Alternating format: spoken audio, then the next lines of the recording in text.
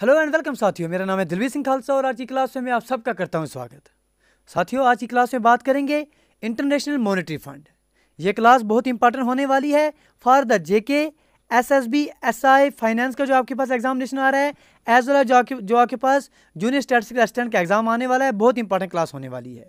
तो गुजारिश कर रहे हैं, अगर अभी तक आपने चैनल को सब्सक्राइब नहीं किया है तो प्लीज़ चैनल को सब्सक्राइब कर दीजिए।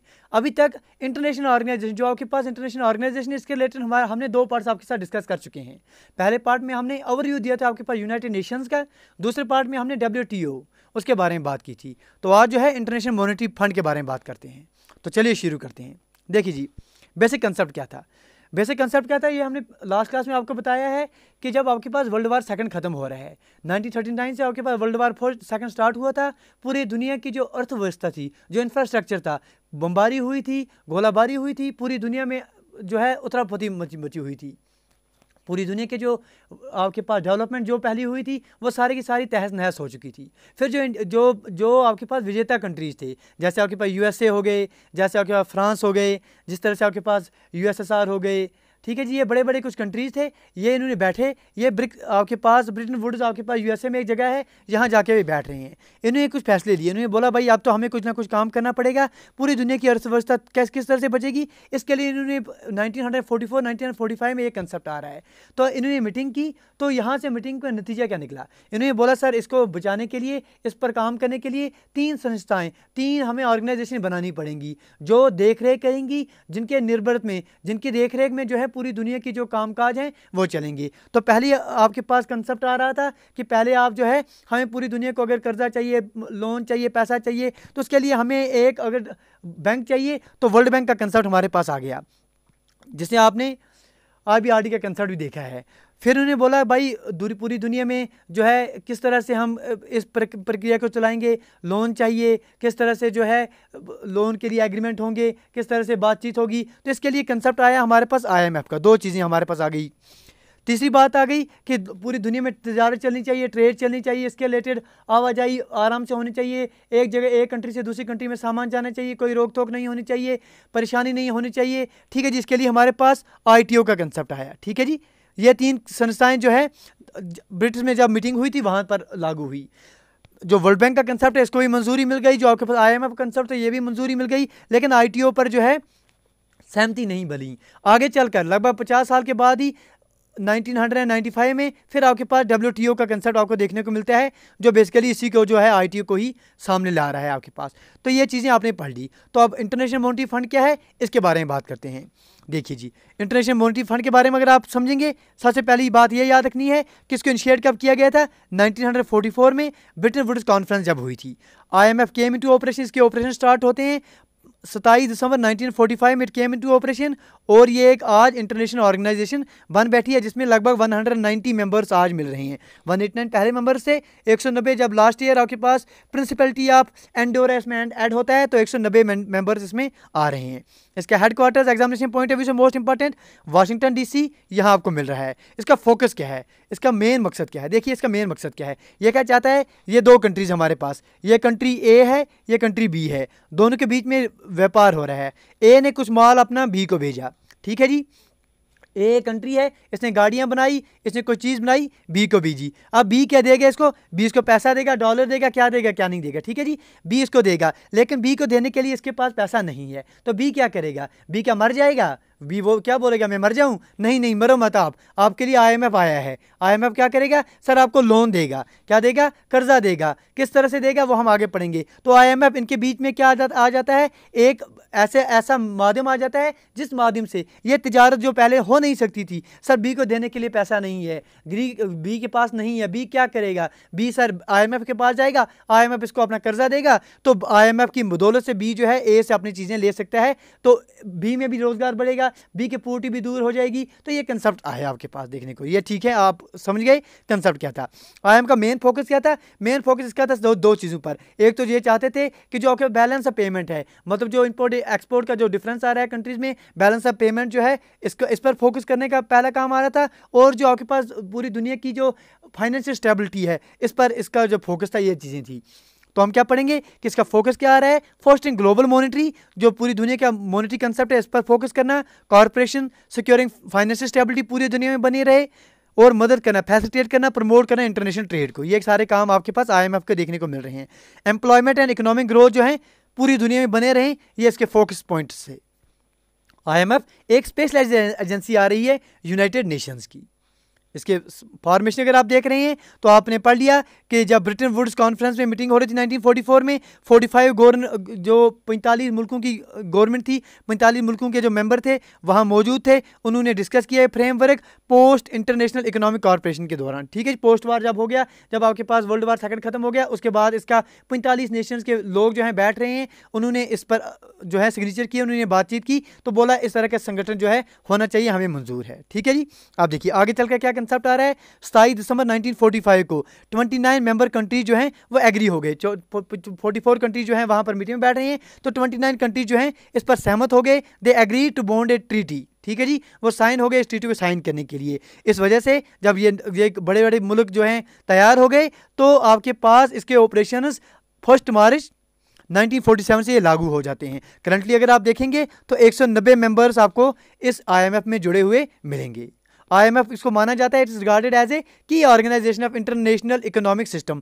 पूरे इंटरनेशनल इकोनॉमिक सिस्टम की एक मेन की ऑर्गेनाइजेशन आपके पास इंटरनेशनल मॉनेटरी फंड आ रही है। कभी कभी किसी सिंपल फंड भी कहा जाता है, जिसका फोकस किस पर है, रिबिल्डिंग द इंटरनेशनल कैपिटल। जो आपके पास इंटरनेशनल कैपिटल है इसको रिबिल्ड करना, क्योंकि आपके पास वर्ल्ड वार के दौरान पूरी दुनिया के इंफ्रास्ट्रक्चर, पूरी कैपिटल जो है तहस नहस हो चुका था, इसको रिबिल्ड करने का कंसेप्ट, इंटरनेशनल कैपिटल को रिबिल्ड करने का कंसेप्ट, ये जो है मकसद आपके पास IMF का देखने को मिलता है। With maximising the national economic sovereignty and human welfare जो है इसके मेन मकसद रहे हैं। अब इसके ऑब्जेक्टिव्स क्या हैं, मेन मकसद क्या है, उसके बारे में पहले तो 2 मेन मकसद आपको बोल दिए कि मेन मकसद का ये है, it focuses on the balance of payment, और दूसरा स्टेबिलिटी ऑफ द कंट्रीज। तो यहाँ पढ़ेंगे ये इंप्रूव करता है, ये चाहता है कि इंप्रूव करें, प्रमोट करें ग्लोबल मॉनेटरी कोऑपरेशन। पूरी दुनिया का जो मॉनेटरी फाइनेंशियल कोऑपरेशन है इसको प्रमोट किया जाए, इसको इंप्रूव किया जाए। दूसरा मकसद इसका क्या है, ताकि फाइनेंशियल स्टेबिलिटी पूरी दुनिया में बनी रहे, मिनिमाइजिंग और eliminating the exchange rate stability to facilitate a balance trade. आपके पास जो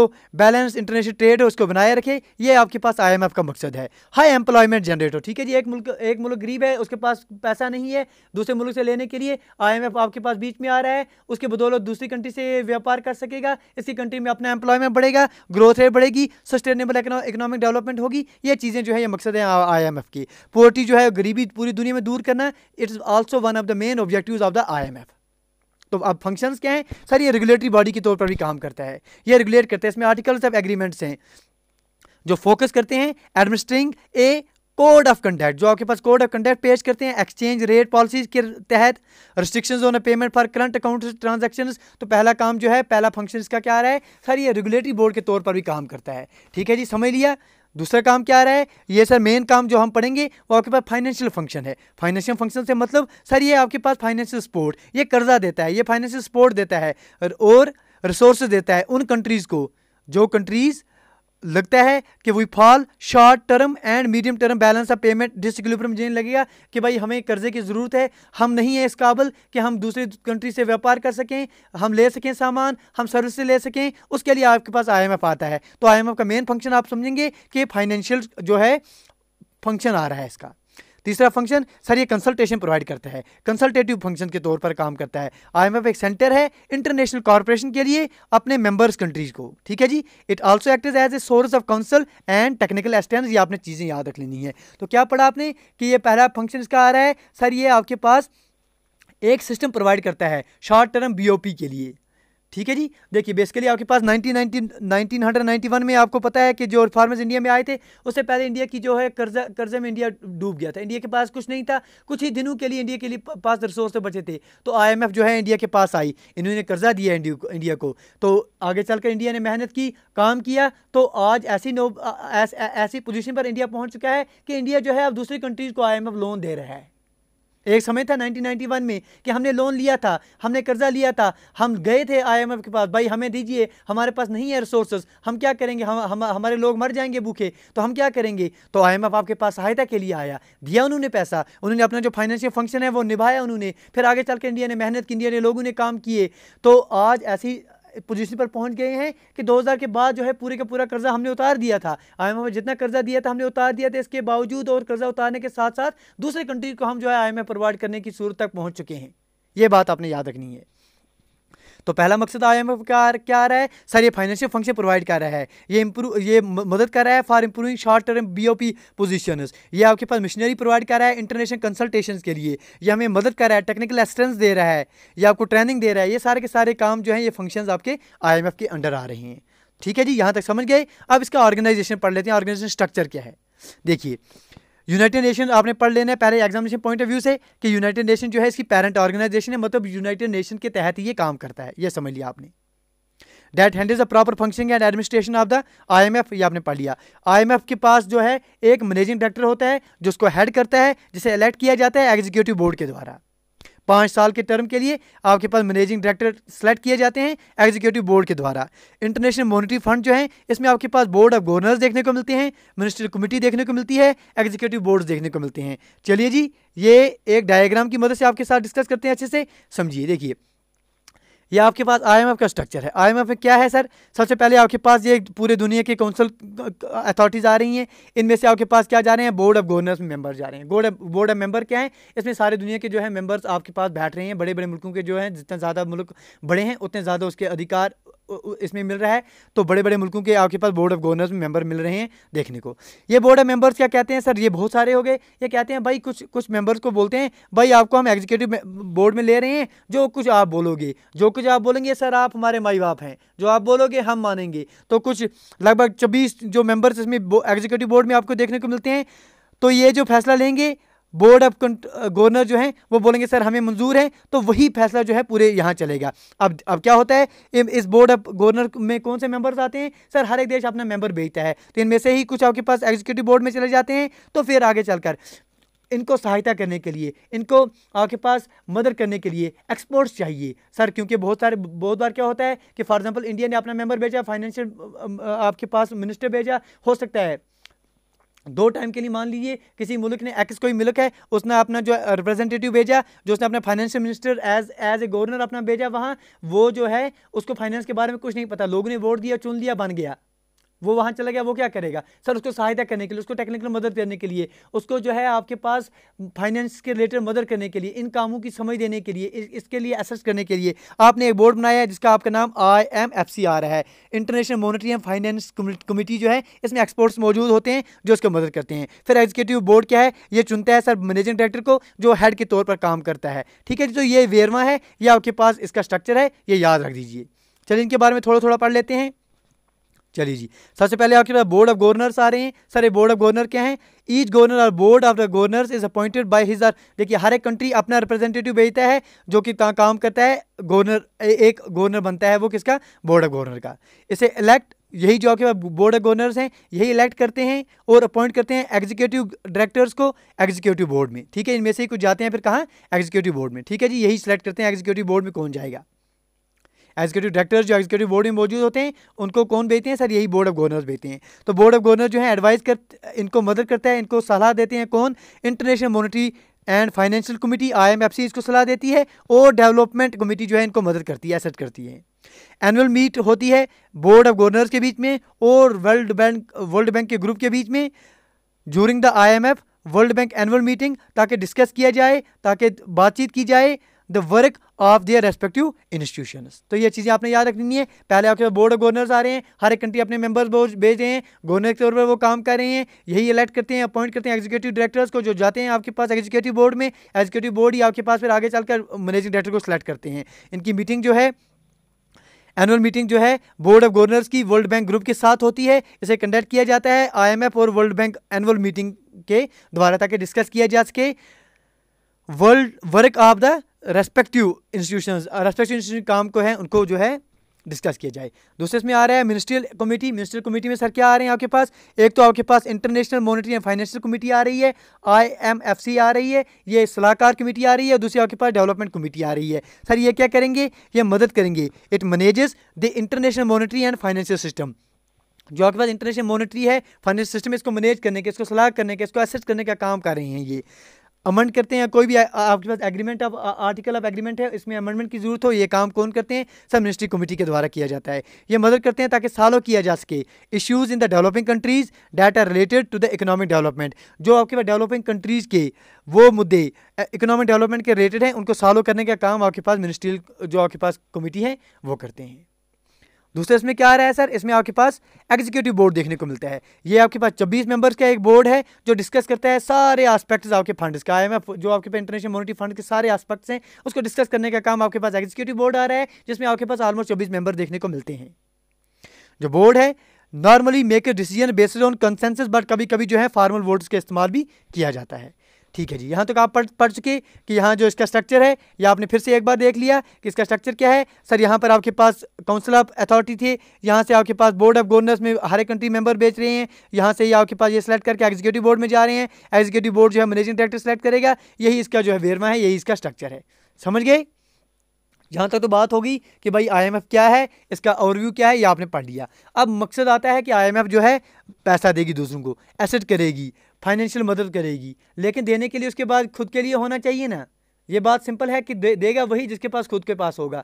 तो फॉर एग्जांपल हम किसी बैंक में JK बैंक में जा रहे हैं, JK बैंक हमको लोन दे रही है, सर दिया लोन, JK बैंक ने लोन देने के लिए पैसा हमको दिया, लेकिन उसने पैसा कहाँ से लाया? सर वो लोगों से ले रही है, सेविंग कर रही हैं। ठीक है जी, जो लोग इसमें सेव कर रहे हैं, सेव करके लोगों को वो क्या दे रही है? उस पर इंटरेस्ट दे रही है, कम इंटरेस्ट देती है, और जब हम इनसे लोन लेते हैं उस पर ज़्यादा इंटरेस्ट हमसे लेती है। तो ये कंसेप्ट बैंक आ रहा है, एक से लेती है दूसरे को देती है, ये कंसेप्ट बैंक आ रहा है। लेकिन IMF है, ये पैसा दे रही है, फाइनेंस मदद कर रही है दूसरों को। भाई पैसा लाएगी कहाँ से? खुद ये खुद कहाँ से लाता है? ज़बरदस्त चाल खेली है। क्या चाल खेली है सर? समझिए क्या खेला है। IMF बोलता है कंट्रीज़ को, बोलता है भाई आपको हमारी मेंबरशिप चाहिए, आप चाहते हैं कि IMF के मेंबर बने। हर एक कंट्री बोलती है हाँ जी हाँ जी हम चाहते हैं, हमें दीजिए, हमें सदस्यता दीजिए, हमें मेंबरशिप दीजिए। जब चाहिए आपको IMF क्या बोलते हैं? भाई लाइए, हमें पैसा दीजिए, हमें कोटा, हम आपको कोटा देंगे, हम आपको कोटा देंगे, आप हमको पैसा दीजिए। पहले तो मेंबरशिप चाहिए तो पैसा दीजिए, दे दिया पैसा। आप बोलेंगी हाँ भाई बड़े बड़े फैसले होंगे, ठीक है जी, उन फैसले में आप चाहते हैं कि आपका जो बोल वाला हो, आप चाहते हैं कि आप जो बात बोलें उसकी वैल्यू हो। हाँ जी हम चाहते हैं हमारा सुने कोई। यहाँ तो अमेरिका जो बोलता है वही चलता रहता है भाई।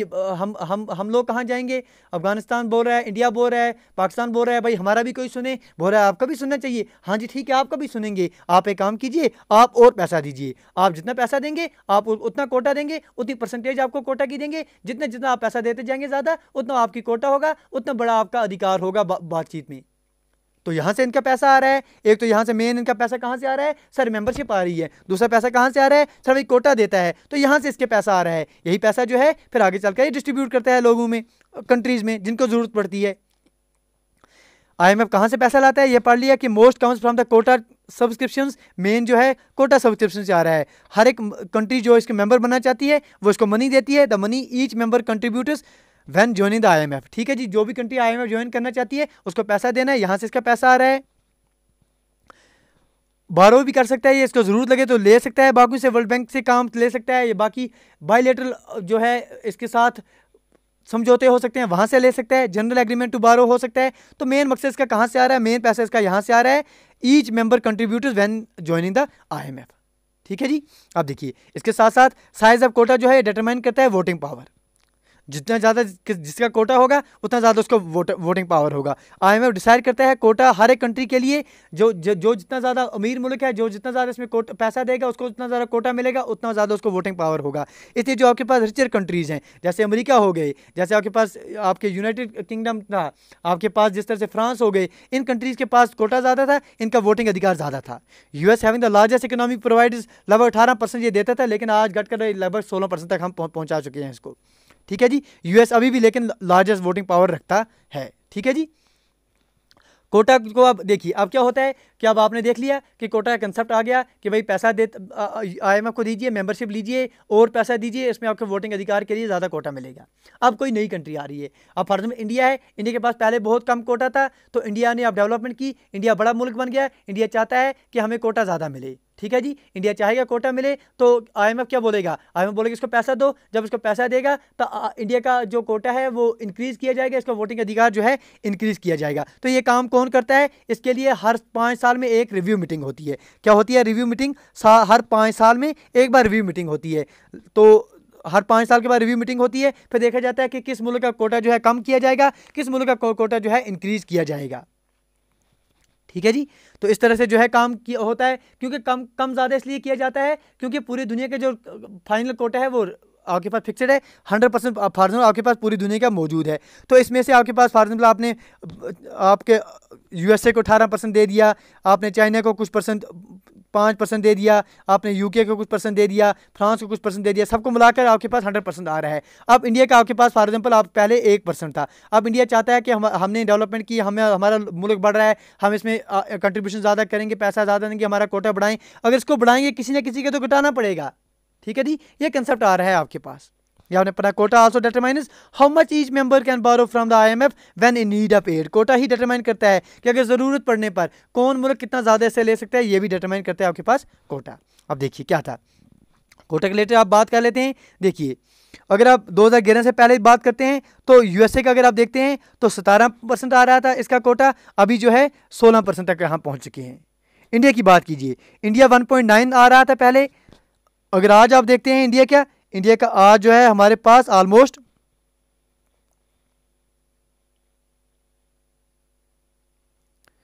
2.336 आ रहा है। ठीक है जी, तो ये आपके पास यूएसए 17% से 16 तक पहुंच गया और इंडिया जो है 1.91 से लेकर यहाँ तक कहाँ पहुँच गया आपके पास इंडिया 1.97 से 2.336 तक। कहने का मतलब ये है कि देखिए ये पहले आपके पास कंट्रीज थे, यूएसए पहले था, Japan, Germany, France, United kingdom, China, Italy, Saudi Arabia, आपके पास कनाडा, रशिया, इंडिया किस रैंक पर पहले आ रहा था? First, second, third, fourth, fifth, six, seventh, eighth, 9th, 10th और 11th, 11वें स्थान पर इंडिया आ रहा था। लेकिन अब 2011 के बाद क्या हुआ, जब 2016 की बाद आपके पास मीटिंग हुई, पोस्ट 2016 की बाद ये रिफॉर्मर जो नए आए हैं, तो इंडिया का कोटा पहले 1.91 था, ये 1.91 से चलकर कहाँ पर पहुँच रहा है सर? 1.91 से 2.627 पर आ गया है। तो इसकी बदौलत जो इंडिया की रैंक है, देखिए इंडिया की रैंक 11वें स्थान से 8वें स्थान पर आ गई है। यूएसए पहले भी 1 पर था, आज भी 1 पर है। हालांकि इसका कोटा जो है 17% गिरकर 18% गिरकर अभी तक 16% तक आ गया है।